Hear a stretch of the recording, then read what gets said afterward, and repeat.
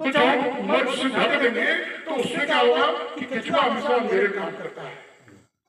जब हमारा ढका रहेगा केचुआ पूरे दिन 24 घंटे काम करेगा, मिट्टी हमारे 24 घंटे चलेगा, इसीलिए केचुआ को कहते हैं प्रकृति का हलवा। और बिना जोते अपनी मिट्टी को पलटता जोतता रहता है। दूसरा काम करता है कि अगर मिट्टी को ढक देंगे तो पानी जल्दी सूखेगा नहीं, मिट्टी लंबे समय तक नम बनी रहेगी, जड़ों का विकास खूब होगा और सिंचाई का पानी की बचत होगी और जड़ों का विकास जब अच्छा होगा फल उतना जबरदस्त बनेगा।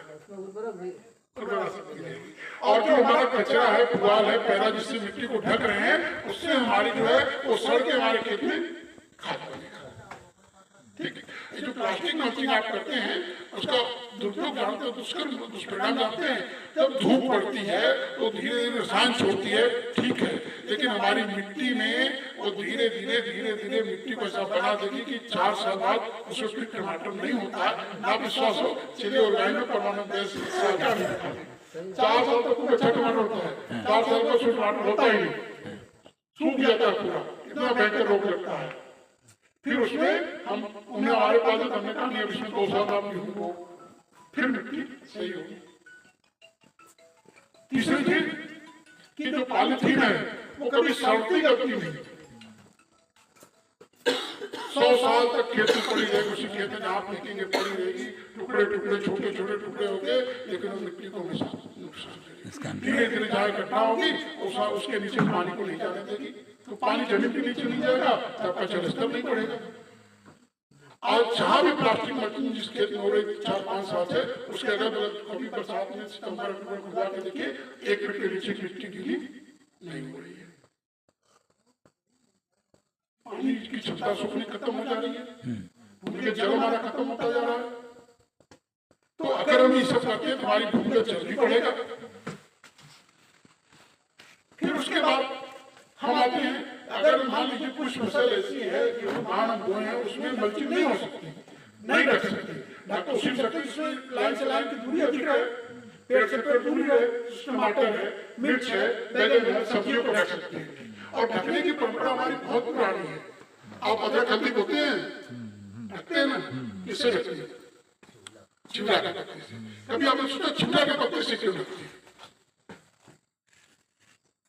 चारा हो रहा होता है, एक और भी फायदा होता है। अरुई हम लोग ढकते हैं तो अरुई में लगता है, लेकिन उसमें नियम है उसके ढकने का कि चिकना भाग ऊपर होना चाहिए, खुदरा भाग नीचे की तरफ होना चाहिए और 3 पत्तियों से ढका होना चाहिए, 3 मोटी पत्तियों पत्ता होनी चाहिए। उससे क्या है, धूप लगेगी तो नीचे से उसको गैस निकलती है जो मिट्टी में जाती है, तो मिट्टी में जो फ्रीजन फफूंद होता है, जो कम सड़न रोग लगाता है, राजेंद्र घाट लगाता है, वो खत्म कर देती है। इसलिए चिवड़ा के पत्ते से ढकते हैं। और फिर चिवड़ा के पत्ती से तो जब सड़ती है तो उससे मुलायम कोई खाद नहीं होती, चिवड़ा की पत्ती से ढकती है। इसी तरह हम इसको भी ढकते हैं। और हम तो कहेंगे चिवड़ा की पत्ती न मिले, पुआल आपने फेंका है, या इसी कचरे को उखाड़ के इसकी जड़ काट लीजिए कि दोबारा पनप न पाए, और इसी से मिट्टी को ढक लीजिए। ये फूल आने के पहले ऐसा कर दीजिए, ये सड़कें खाद हो जाएगी हमारे लिए। झूला कहाँ मिला? झूला नहीं मिला, पुआल मिल जाएगा, झूला तो यहाँ मिल यहाँ जाएगा, तो कचरा मिल जाएगा, ये कुछ भी नहीं करने के लिए। बहुत हमारे यहाँ तो फिर बहुत उसके बाद हम आते हैं कि अगर हमें कोई ऐसी फसल है जिसमें नहीं रख सकते, उसमें मिश्रित खेती करते हैं। जैसे मक्का के बीच में, मक्का की 2 लाइनों के बीच में जगह होती है, उसमें उड़द मूंग बो दीजिए, अपने आप मिट्टी ढक जाएगी, छाया हो जाएगी, छाया हो जाएगी, किसको अपना काम करेगा, पानी जल्दी नहीं सूखेगा, सूखा अगर पड़ गया तुम्हारी फसल नहीं सूखेगी और अच्छा उत्पादन, दोहरा उत्पादन मिलेगा। हम तो कहते हैं उससे मक्के में अगर बरबट्टी लगा दीजिए तो आपके 1 एकड़ में 1.5 लाख रुपये आमदनी पा जाएंगे। मक्के में बरबट्टी लगा दीजिए, मक्के की जब गुड़ाई करने लगे उसकी जड़ के पास 2 डाल दीजिए, मक्का जब करीब 20 फीट हो जाए तो गुड़ाई करते हैं आप, 2 दाने डाल दीजिए और मक्का की जब भुट्टा तैयार है, भुट्टे को तोड़िए और उसको खड़े रहने दीजिए, उसी पर बरबट्टी चढ़ेगी। आपको अगर 40 कुंटल के 1 एकड़ में बरबट्टी हो गई तो बरसात में आपको बरबट्टी किसी भी दशा में 40 रुपए किलो से तो रेट में इससे कम नहीं जाएगी। आप 1,60,000 दवाई डालने के बाद बरबटी नहीं होगी उसमें। आजकल वो मकाई जब बोते हैं तो चारा नष्ट करने के लिए दवाई डालते हैं। चारा डालने की मारने के बाद डालिए उसको, बरबटी बाद में लगा हाँ, और के बाद भी डालिए, चारा खत्म हो जाता डालिए, क्या दिक्कत है। अच्छा एक चीज और है, कभी आपने सोचा हम कितने आलसी हैं, हमारे पूर्वज मक्के की गुड़ाई क्यों करते थे? चारा मारना उद्देश्य नहीं था, चारा मारना उद्देश्य नहीं था। मक्का का पौधा सीधा खड़ा रहता था, किसके कारण? जो बगल में जड़ें निकलती थी। जब मिट्टी मुलायम होती थी तभी वो जड़ अंदर तक जाती थी, चाहे जितनी हवा चले मक्का का पौधा कभी गिरता नहीं था। आज क्या हालत है?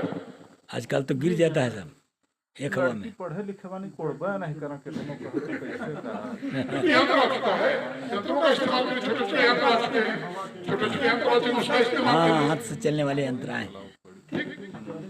तो आप उसको करिए। इसी तरह आप हर फसल में मिश्रित खेती करें, एक से अधिक फसल बोइए, उसके पीछे कारण है। अगर और फसल अलग अलग प्रकृति होनी चाहिए, अगर एक फसल नुकसान हो दूसरी हमारी क्षतिपूर्ति करती है। इसे कहते हैं बीमा।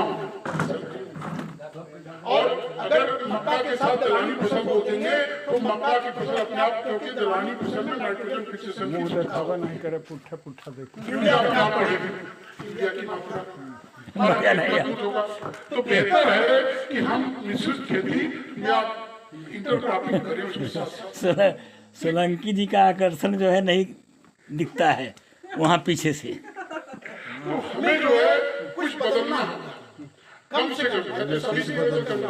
अपने खाने के लिए प्राकृतिक खेती में आइए, अपनी 2% भूमि प्राकृतिक खेती के अंदर लाइए, अपने लिए जो भी खाना हो उसको पैदा करिए, और जो पैदा करिए वही खाइए, राइट।